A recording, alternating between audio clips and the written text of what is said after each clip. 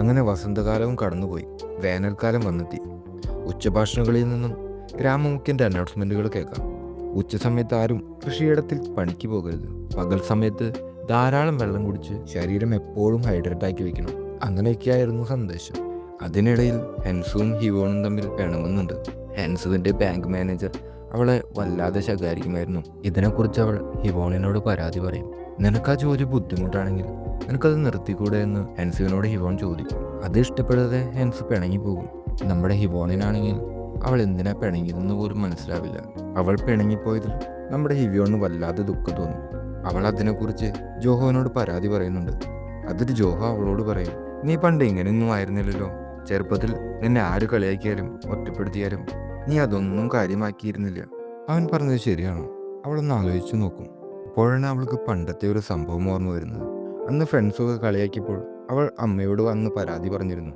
അതൊന്നും കാര്യമാക്കേണ്ടെന്നാണ് അന്ന് അമ്മ അവളോട് പറഞ്ഞത്. ആ കുട്ടികൾ നിന്നെ കളിയാക്കുന്നത് നീ വേദനിക്കാൻ വേണ്ടിയല്ലേ. നീ അതൊന്നും കാര്യമാക്കാതിരുന്നാൽ നിന്നെ അതൊന്നും വേദനിപ്പിക്കുന്നില്ല എന്ന് അവൾക്ക് മനസ്സിലായാൽ അവരത് നിർത്തിക്കോളും. എന്നാൽ അമ്മ പറഞ്ഞതൊന്നും അവളെ സമാധാനിപ്പിച്ചിരുന്നില്ല.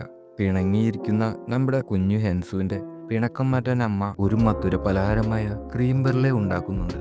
ഹിവോണിൻ്റെ പിണക്കം മാറ്റാനുള്ള ശക്തി അമ്മയുണ്ടാക്കുന്ന ക്രീം ബെർലേക്ക് ഉണ്ടായിരുന്നു. അന്ന് ഹിവോൺ ക്രീം ബെർലെ ഉണ്ടാക്കി ഹെൻസ് വർക്ക് ചെയ്യുന്ന ബാങ്കിൽ പോയി അത് അവൾക്ക് കൊടുക്കും. അങ്ങനെ അവളുടെ പിണക്കവും ക്രീം ബെർലെ മാറ്റുന്നുണ്ട്. അങ്ങനെ വേനലും കടന്നുപോയി. വർഷം വന്നെത്തി. അങ്ങനെ ഒരു സന്ധ്യാനേരത്ത് നമ്മുടെ ജോഹോയും ഹെൻസുവും കക്ക വാരാൻ പുഴയിൽ പോകും. കക്കയെല്ലാം പറിക്കിയതിനു ശേഷം അവർ പുഴക്കരയിൽ ഭക്ഷണം കഴിക്കാനായിരിക്കും. അവരങ്ങനെ ഭക്ഷണം കഴിച്ചുകൊണ്ടിരിക്കുമ്പോൾ ജോഹോയോട് അവൻ്റെ പട്ടണത്തിലെ ഗേൾ ഫ്രണ്ടിനെ കുറിച്ച് ഹെൻസു ചോദിക്കും. ജോഹോ അവളുമായി ബ്രേക്കപ്പ് ആയതിനെ കുറിച്ച് പറയും. അവളെ പിരിയുന്നത് വളരെ വിഷമകരമായിരുന്നു. എന്നാൽ അതിലും പ്രയാസകരമായിരുന്നു എനിക്ക് പട്ടണത്തിലെ ജീവിതം. അവളോട് ബ്രേക്കപ്പിനെ കുറിച്ച് പറയാൻ വളരെ ബുദ്ധിമുട്ട് തോന്നിയിരുന്നെങ്കിലും ഞാൻ അവളെ കാര്യങ്ങളെല്ലാം പറഞ്ഞു മനസ്സിലാക്കി. എനിക്ക് ഇവിടെ ഇങ്ങനെ കൃഷിയൊക്കെ ചെയ്ത് ജീവിക്കാനാണ് ഇഷ്ടം. പിന്നീട് ജോഹോ ഇവോണിൻ്റെ ബോയ്ഫ്രണ്ടിനെ കുറിച്ച് ചോദിക്കുന്നുണ്ട്. എന്നാൽ അവൾ അതിന് മറുപടി ഒന്നും പറയുന്നില്ല.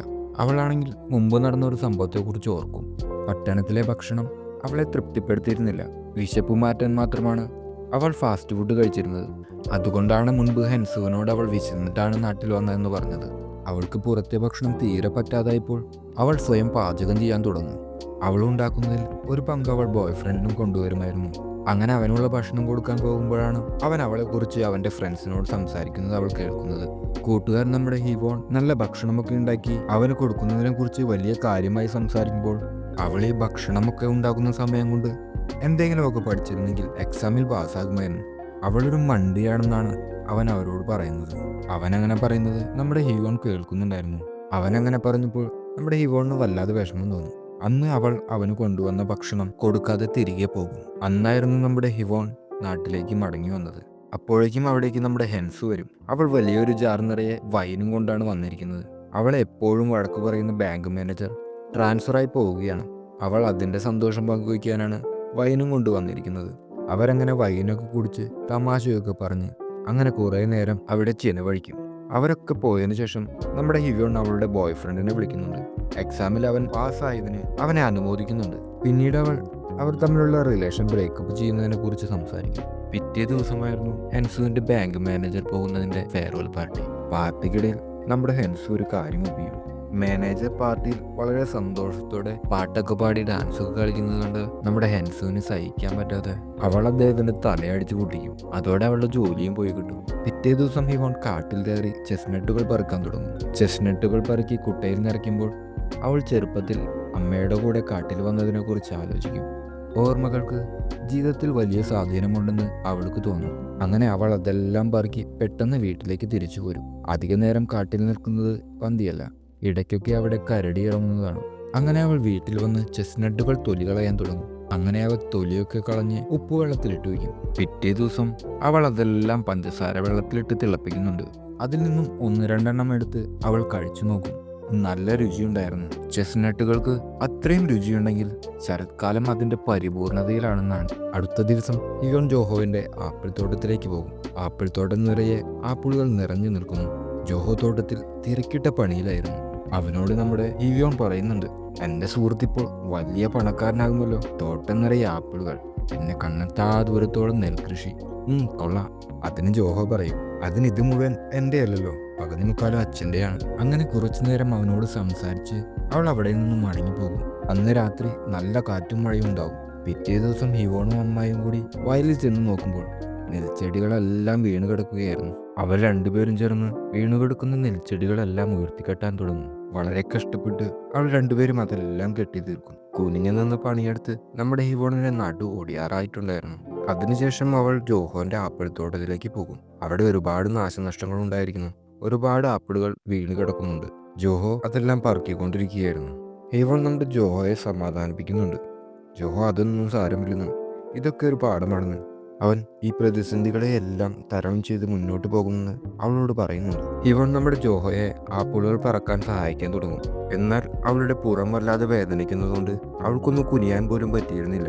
ജോഹോ സാരമില്ല, അവൻ അതെല്ലാം ചെയ്തോളാം എന്ന് പറഞ്ഞ് അവളെ പറഞ്ഞു വിടും. അവൾ പോകുന്നതിന് മുമ്പ് ഒരു പഴുത്ത ആപ്പിൾ പൊട്ടിച്ച് ജോഹോ അവൾക്ക് കൊടുക്കുന്നുണ്ട്. എന്നിട്ട് പറയും, ഈ ആപ്പിൾ ഞാൻ നിനക്ക് വേണ്ടി മാറ്റിവെച്ചതായിരുന്നു. ഇന്നലത്തെ കാറ്റിലും മഴയിലും ഇവൻ പിടിച്ചു നിന്നു. അവൾ അതും വാങ്ങി മടങ്ങിപ്പോകും. ജോഹയ്ക്ക് അവളോടൊരു പ്രത്യേക ഇഷ്ടമുണ്ടെന്ന് ആ ട്യൂബ്ലൈറ്റിന് എപ്പോഴും മനസ്സിലായിട്ടില്ല. അടുത്ത ദിവസം അവൾ നല്ല പഴുത്ത പേഴ്സിമൺ പഴങ്ങൾ പറിച്ചു കൊണ്ടുവന്ന് തോല് ചെത്തി ഉണക്കാൻ വയ്ക്കും. അപ്പോഴാണ് അവൾ പണ്ട് നടന്ന ഒരു സംഭവത്തെക്കുറിച്ച് ഓർക്കുന്നത്.